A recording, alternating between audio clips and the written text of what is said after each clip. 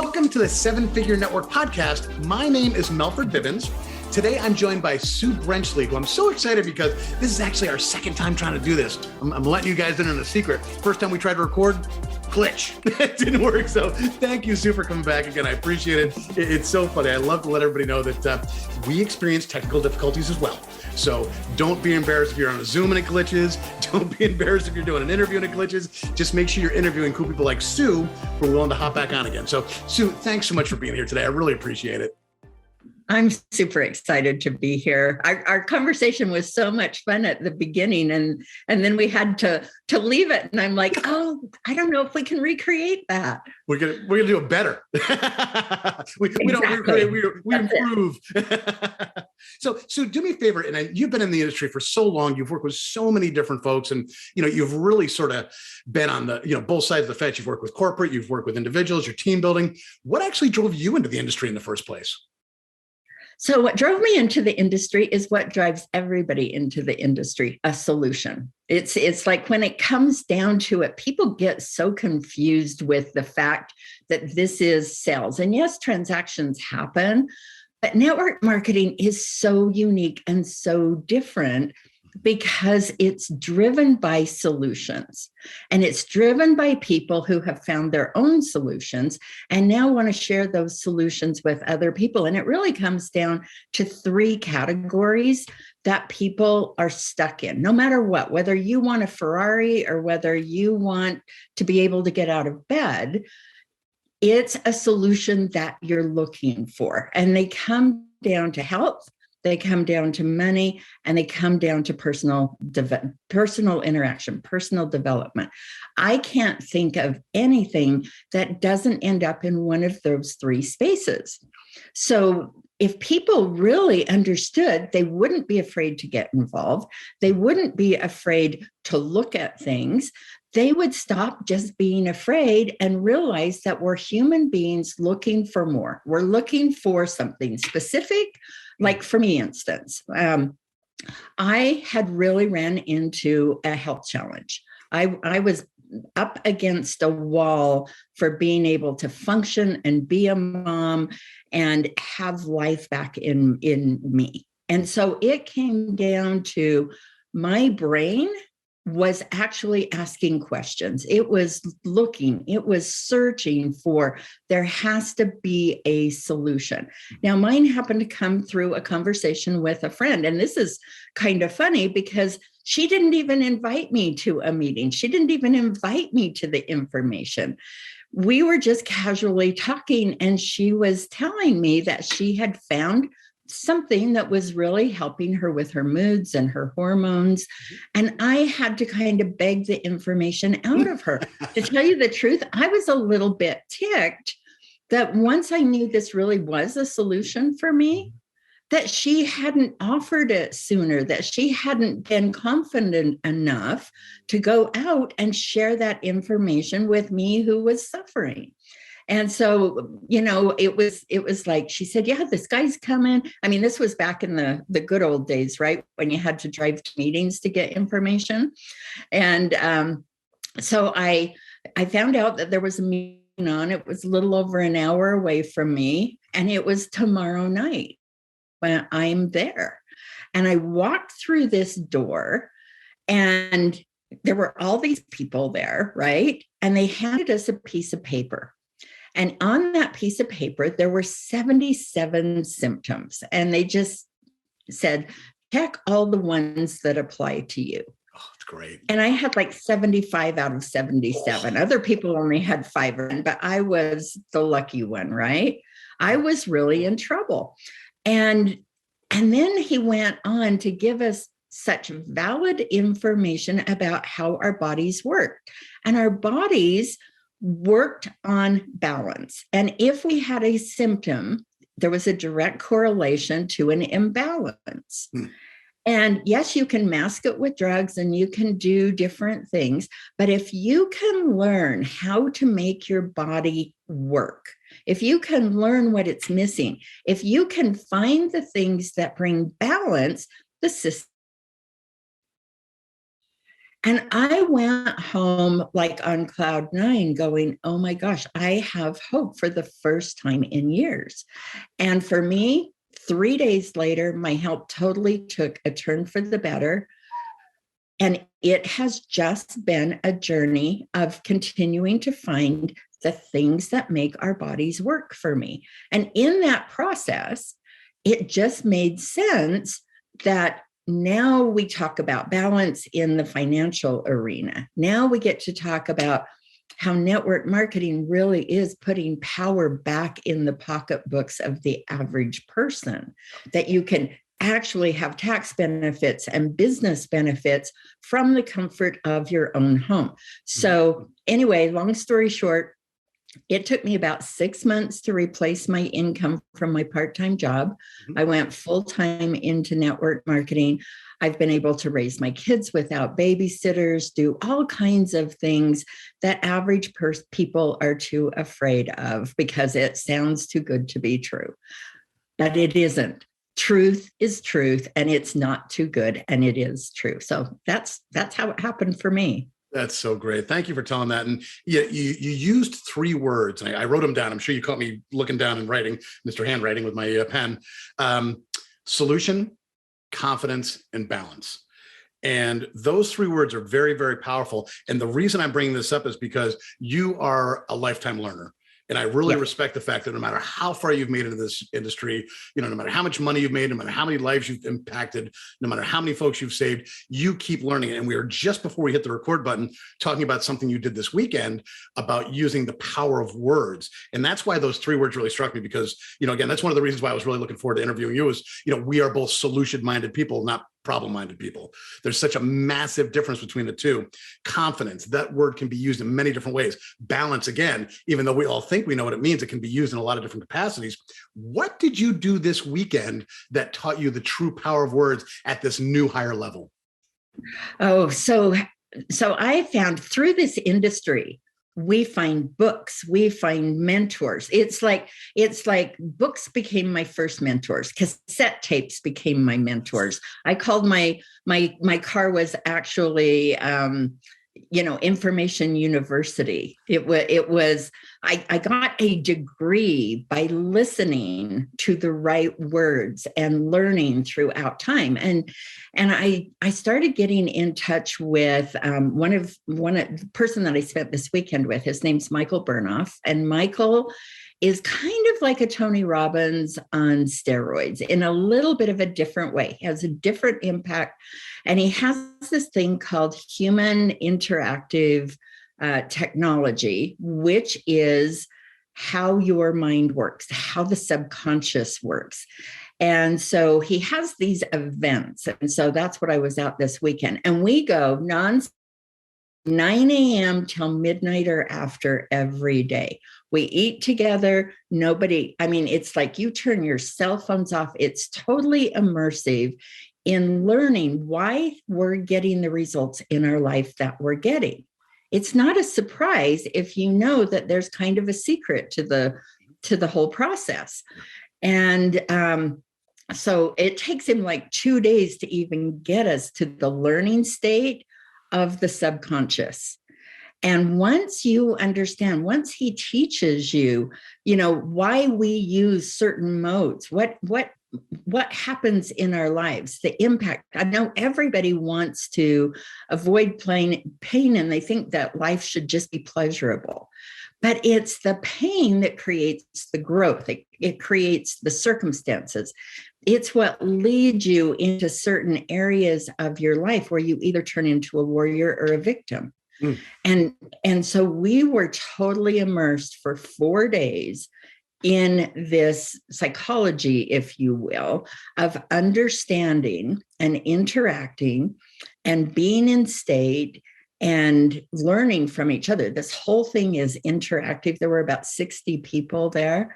And oh my gosh, he has some other core things that go into it. He actually has a thing called core. I'm actually having my whole team, my leadership team, do core in October with him. And it's so exciting that once you get to the point where you really understand that this is about growing, it's growing your money,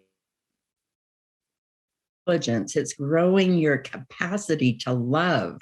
That, and that's what I was immersed in, was love and everybody wanting to become better human beings and making an impact in the world. And now I get to go this weekend. I've got a leadership team flying in. We're going to be spending 3 days with Rob Sperry in Park City. And so I get to bring some of that fun new stuff into what we're going to, I just rented a house and we're all going to be hanging out in this house in between meetings. And this is the best part. Once you get past earning the money that you need, when you get into the growth state is where you really want to be. So do me a favor and tell me, and again, I'm a Pollyanna guy. I want to keep it positive. I don't like talking about negativity, but a lot of folks have had either ups or downs over the last few years. I mean, I know you've done great. I know that you've really, I hate to say it this way, but taken advantage of the situation by serving people when a lot of other folks weren't. So can you tell me basically what you and your team have done over these last couple of years to really up that level of service you've been providing to folks? Well, for us, the thing that has been so good is when you're in this industry, especially when it's about health products, you're already used to talking about health. You're already used to serving people and helping them understand a higher level. So for us, it was more conversations. It's like everybody was now ready to talk about health and to talk about the trauma of, I don't know financially how we're going to survive something like this lockdown. So it opened up conversations. And of course, we were already ahead of the curve with using Zoom. It just planted us in a way where we could have better conversations, more conversations that resulted in more hope during that time. And yes, there are a lot of people who were panicked and paralyzed and all of those, things that happen, but it also just, it just made us step up to go, more people than ever need to know what we have and what we do. And when that happens, then I look at right now, it's like, let's get everybody prepared to talk about what happens when we go into this kind of inflation. And, they're kind of settled that, now we're not all going to die because of this virus. Now what am I going to do as the world recovers and start really understanding that we never lose hope as human beings, regardless of the moment that we're in. So it's just we're always on the roller coaster, and how are we going to get better? How are we going to offer more? And one of the things that happens too is, besides our products, we really get into the focus of, let's just focus on giving people more information. It's free. There's no transaction that happens in offering and accepting new truth. And so that's, I don't know that there's a secret to it. It's just, we didn't stop. Yeah. I love the way you explain that. There's no secret to it. So great. Hey, one thing we find is that when there's big leaps in new customers, often it goes one of two ways. Either they fall off just as quickly as they joined because people didn't have retention systems or whatnot, or they get very excited about the opportunity. It's like this new flood of customers ends up being a new flood of builders as well. Did you guys have any sort of mechanism? And I know you did. It's kind of a trick question. But what were you doing to convert some of these new customers, like a flood of new customers, into getting some of these folks to become builders who might not necessarily have done it anyways? Well, and part of it is too, you use the word systems. Look, if you don't have systems, if it's all we're doing is going out there and flying around with products and hope and all of those things, and we don't have a way to plug them in, whether I kind of have two systems for onboarding. One I call consumers and connectors, and the other one I call business builders. And so it really just comes down to which category is where you want to be. which category. As soon as you get into consumers and connectors and you start thinking about, well, what would it take to become a builder? Then that conversation moves over. And I'm just really upfront with people to let them know, you're in this one. This one's available anytime. Yeah. And, the builders have to manage the consumers and connectors. So they're very familiar with both of them. They're in everything. I think where people get uncomfortable is being pushed into something that they feel like they're being pushed into instead of invited. And too many times it's like our industry, all the leaders talk about how we're kind of indictable for trying to make too big of claims where the truth isn't good enough. And people get afraid when they're not ready for the level of conversation. So I just make sure that they all understand there's two things. If you're seriously going to be a business builder, then you've got to take it seriously. You can't come into the business builder community and be casual. You can't just come and hang out with the business builders and not be prepared for that level of activity. Just like, going to this event this last weekend, it's like, you've got to be prepared to be in the room that you choose to be in. And when you're ready and you want to be in that room, then there have to be systems and steps and a certain amount of knowledge. And one of the things that I tell people all the time, because I watch this, I tell people, if you throw everybody in the pool, if you just have one pool, if you throw everybody in the pool, everybody's going to drown. Yes. Because those new people aren't skilled enough to be in that different pool. And they're not committed. They're just kind of floundering, so to say. Yeah. But if you can separate and have two pools, then everybody's having fun because they're at their skill level. You can really take those business builders to a new level. And that's why I'm always looking for what's the pool that's going to get me to the next level, so that then I can inspire people to want, it's not the money that I make, but it is in some respects, because what is money? Money's a tool. Money gives you the ability to do and make choices that you couldn't otherwise make. Very well. I could never go to this event if I didn't have the money and the time freedom to be able to put that on my schedule. Right. I'm going to Belize in 3 weeks with the mastermind group, and Matt Morris is going to be there, and all of these people that, we're going to be on a private island. It's like, it takes money to have those experiences. Yeah. And even down to like my grandkids having experiences because of this profession, because I made a choice, because I didn't quit, because I kept making the phone calls that sometimes were uncomfortable. That's what this is all about. Yeah. Well, that's great.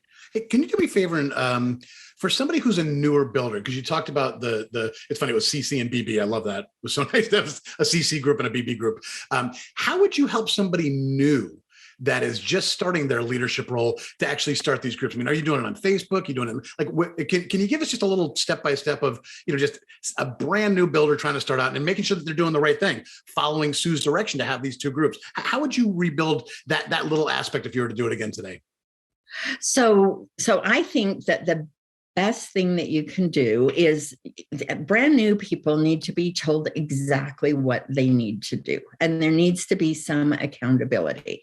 If you're coming in with the intention of, so again, when you onboard them, number one, find out what is it that they're expecting. Because our biggest frustration comes with unmet expectations.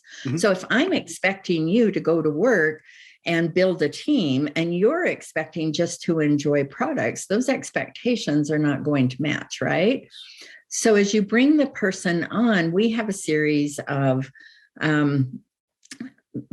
just training modules that we plug people into, and the basics. We actually call it, I've actually got one right here. I've got this sheet. It's called your daily CPR. your daily business CPR. And CPR means that number one, you're going to learn how to connect with people. You're going to learn how to present the information to people, and you're going to follow up with the results that those two things have. That's your daily CPR. Gotcha. Okay. Everything is about that. If that's not happening, your business is dead. Yeah. And so the consumers and connectors, they get to do what they want, when they feel like it. There's not a lot of big tracking. We make sure that they've got the tools, they know how to present the information, and they kind of mess things up a lot. Mm-hmm. The business builders get into this rhythm, and it's like, you've got to do this and get to step one before we give you the information for step two. And that's where I see so many people going wrong. They over-educate people, hoping that somehow they're going to start doing it, and they don't. And so if I hold them accountable that you've got to achieve this before I unlock the vault to the next step. Mm-hmm. So they get to go to certain meetings, they get to be on certain Zooms, they have their community, but they don't get the secret code until they've accomplished that. Because, if you can't, it's like we talk about cookies. As soon as you can bake a dozen cookies, you can bake 100 dozen cookies, mm-hmm. but you've got to be able to do 1 dozen first. So you've got to have some customers, you've got to have some partners mm-hmm. in your team before we can take you into now bringing you into what makes a leader, being able to duplicate that. Now you've got to be able to do that in your group, because you can't lead anyone until you've done it yourself. Yes. So people try to make people, we've got to get you on stage, we've got to get you presenting. And I just say, no, that is not true. That actually paralyzes people. It keeps them where they are. It makes them believe that they're farther along the track than they are. It's kind of like the participation trophy, rather than, no, you've got to graduate elementary school before you go to junior high, and you've got to graduate junior high before you go to high school. And it's not everybody's welcome in high school, mm-hmm. but you can't come unprepared to participate in those conversations and that activity.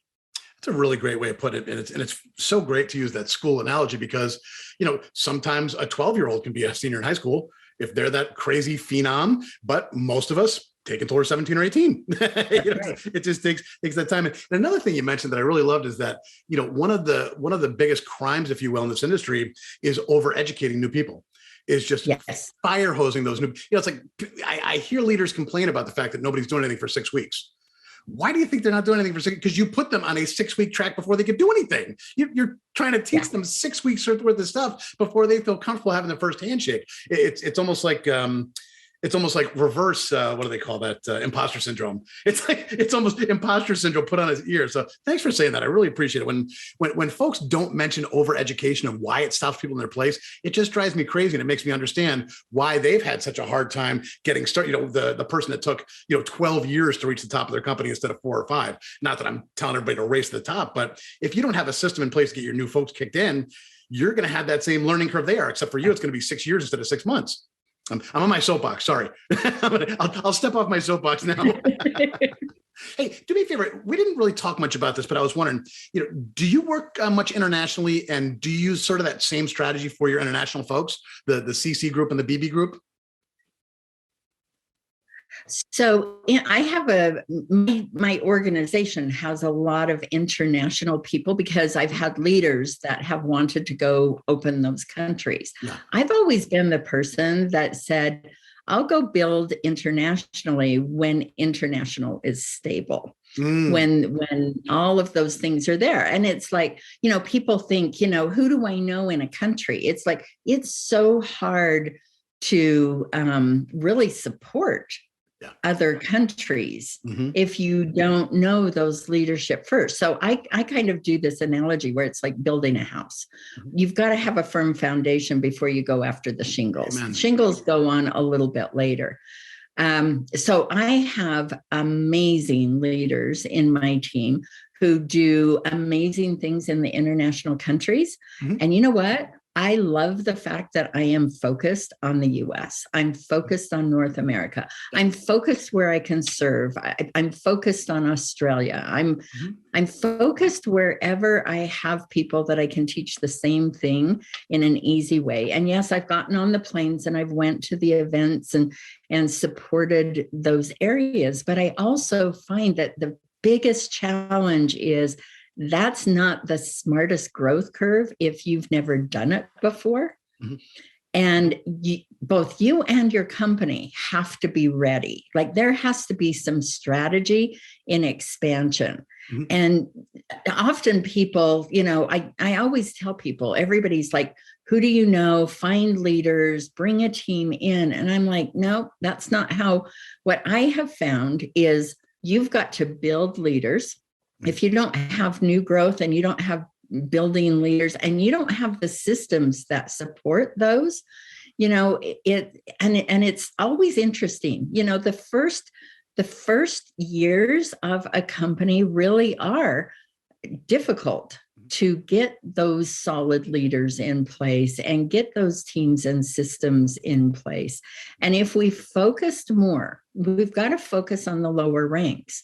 Mm-hmm. Oftentimes we actually celebrate the higher ranks and the money, and we try to put that out as a carrot, like everybody can do that. And that's not true. What I want to do is focus on who's looking for that $3,000 to $5,000 income.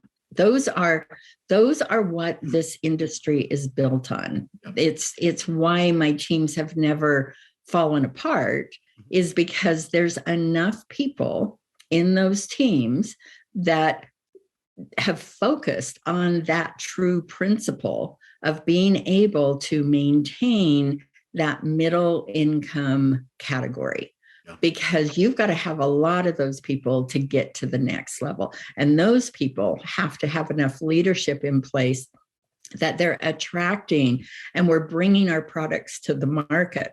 We're bringing those solutions. We're being able to take those brand new babies who don't know anything about network marketing and help them find love here. Like when they fall in love with that vision and that hope and the things that I fell in love with. So that's what we're going after. I really do focus mostly on North America. Yeah.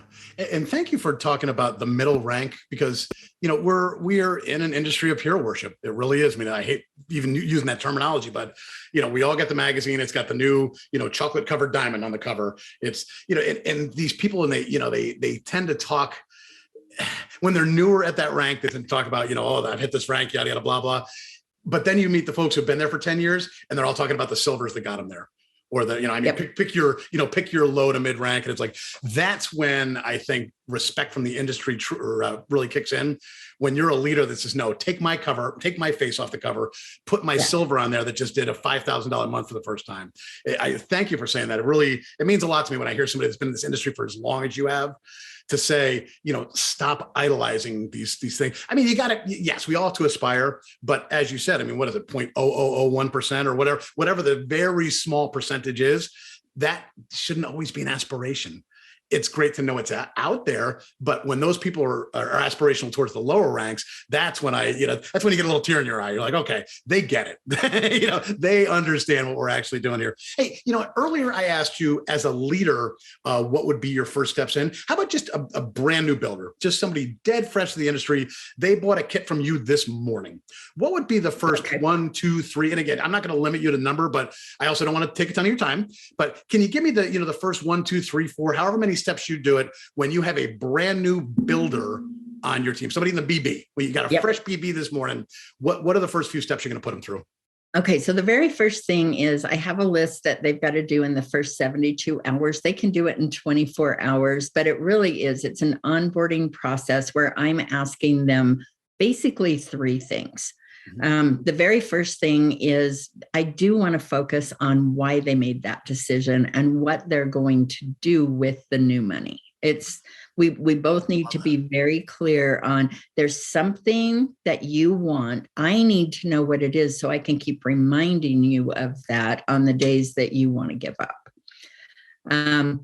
Number two, they need to know that they are building a list of people and that everyone has a minimum of 300 people that they're going to offer this to. And so there's a little exercise we go to, and I show them how they're going to build that list and what we're going to do with those names. The third thing that I ask them is to set some time deadlines on the 3 levels of income. So I don't talk a lot about ranks. I don't talk about anything except for there's 3 initial steps in income. We don't talk beyond those. They exist, but it's these 3. And the first one is $500 a month.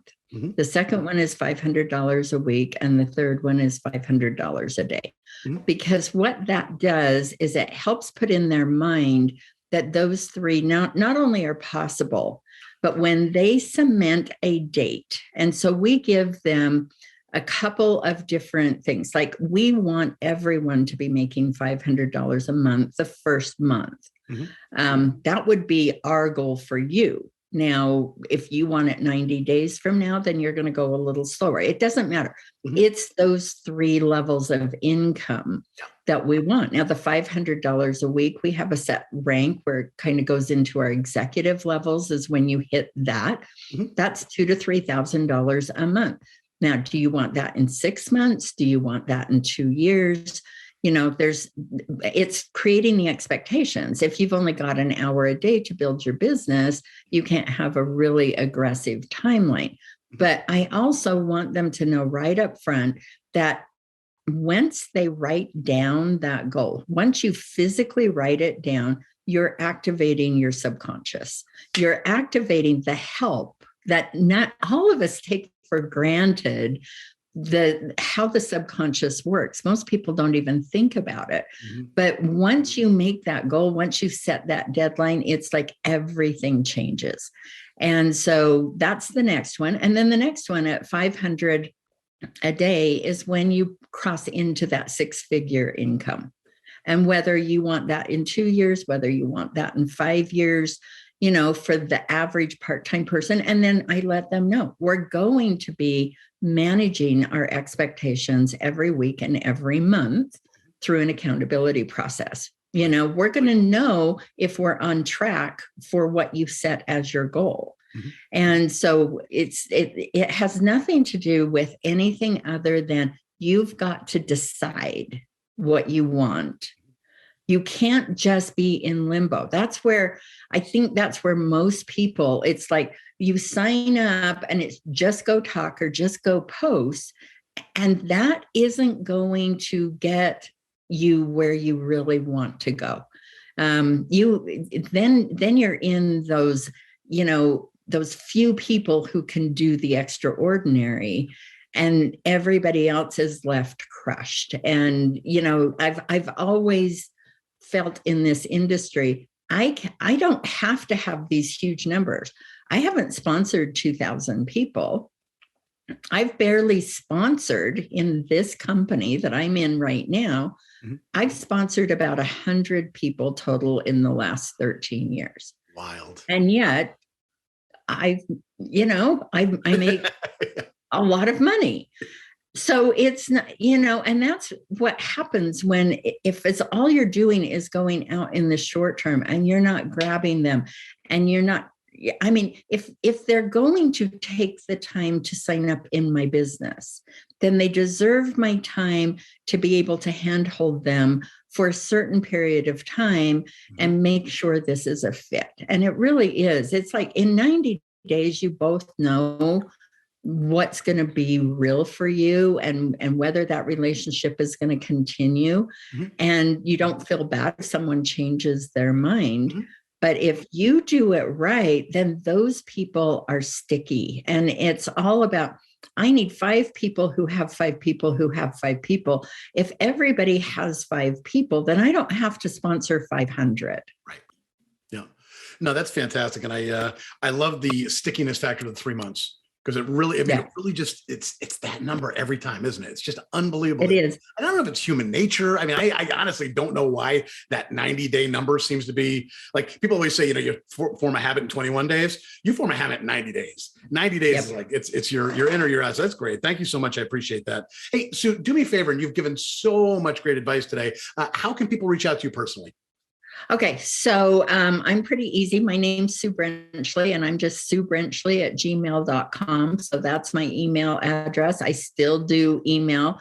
I'm just Sue Brenchley on Facebook. There's a couple of other Sues, but not very many on Facebook. Mm-hmm.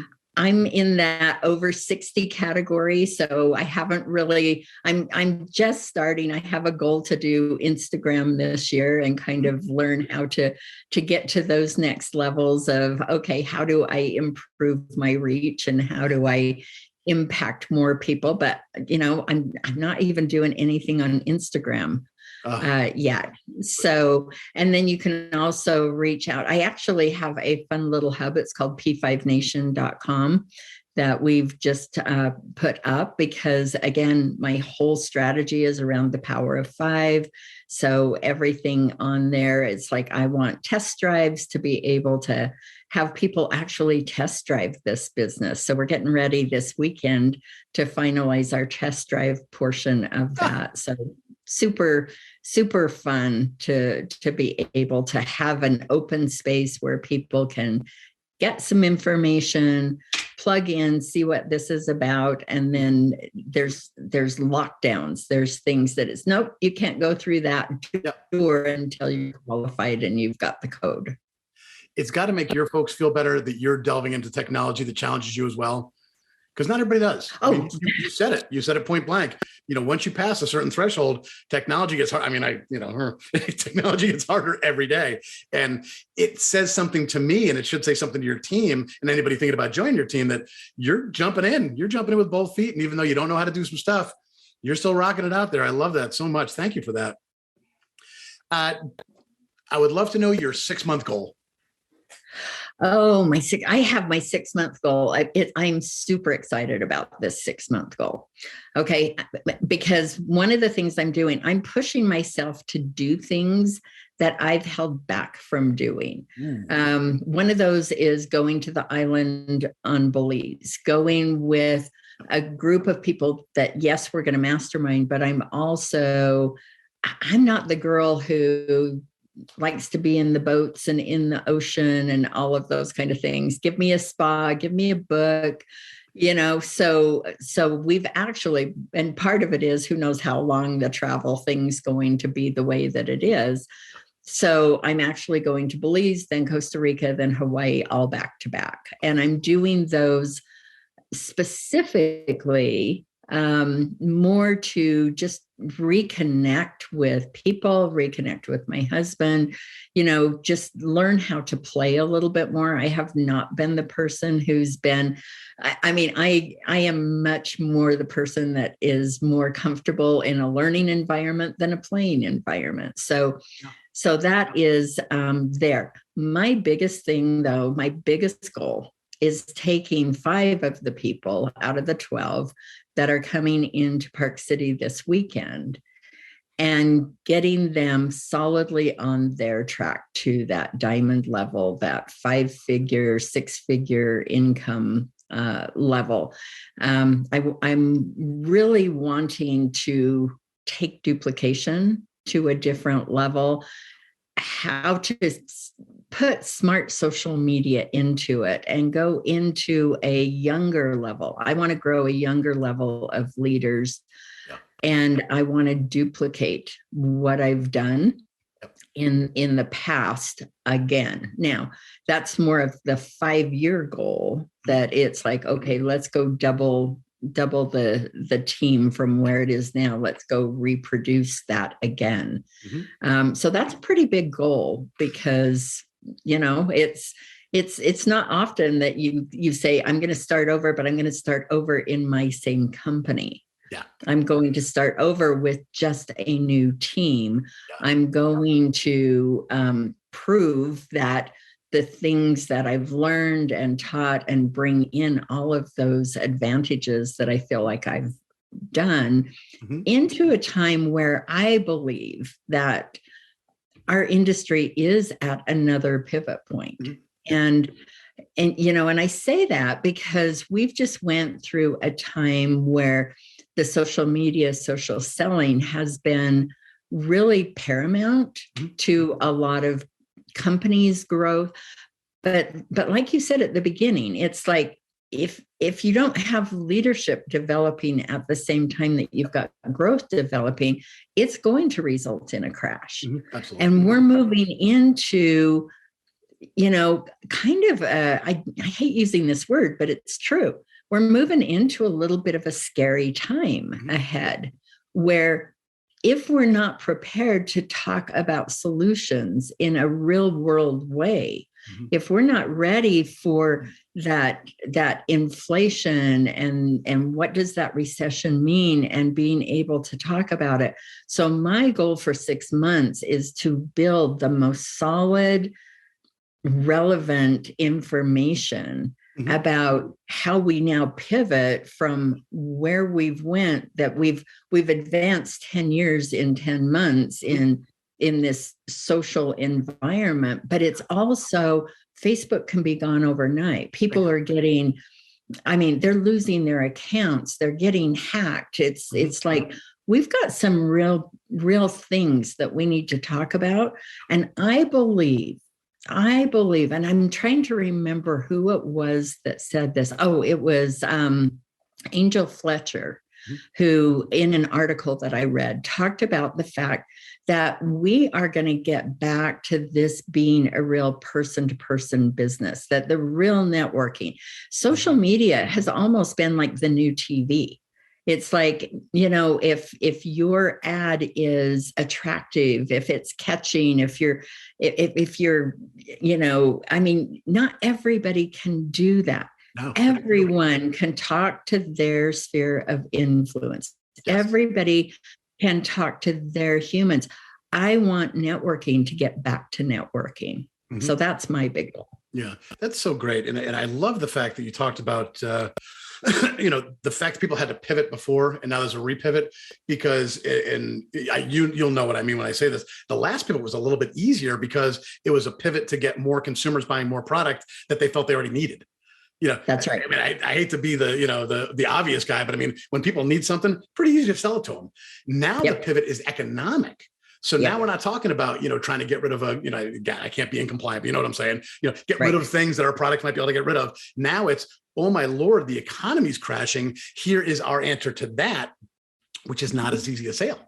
It's not as easy to sell the future, economics, turning your family around, empowerment, all these other things. It's a little easier to sell a pill or a potion that cures something that people are already Googling for. They're lighting their fingers on fire, looking for a solution. Kind of easy to put yourself in front of that. So I really appreciate you saying that, because this is a pivot. This next pivot, I think, is going to be the economics that are going to really have a long lasting impact on the industry. We saw a blip, that COVID was a blip. COVID was we're going to sell a ton of stuff in a short amount of time. And then everything went back to normal again. And everybody I talked to, same thing, their level might have raised a little bit, but it kind of came back to normal. Where with this economic, it's going to do this, if not that, so I'm really excited. I'm so glad you mentioned that, because I'm so excited about this new era. The last couple of years have been amazing for product sales. I think this next couple of years is going to be amazing for B2B, getting folks the Great Resignation, all these folks that are at a point of transition, men, the most ignored people in our entire industry. I think more of them are just going to find us here because of what you're talking about. So thanks, Sue. I really appreciate you bringing that up. That was really cool. Yeah, totally agree. So Sue Brenchley, thanks again for being on. I know you're traveling again this weekend. You traveled last weekend. I so appreciate you making the time to be on here. It was so great talking to you. And you gave a lot of advice. And that's the one thing that I really always love, is when I've got a guest that gives a ton of actionable advice. That's why I want to have this podcast. So thanks again for being on, Sue. I really appreciate it. Hey, I loved being here. I love your podcast. I love this industry. Let's go actually help more people. If this helps one more person, this was so worth the time. Awesome. Thanks so much, Sue. I appreciate it. Thank you.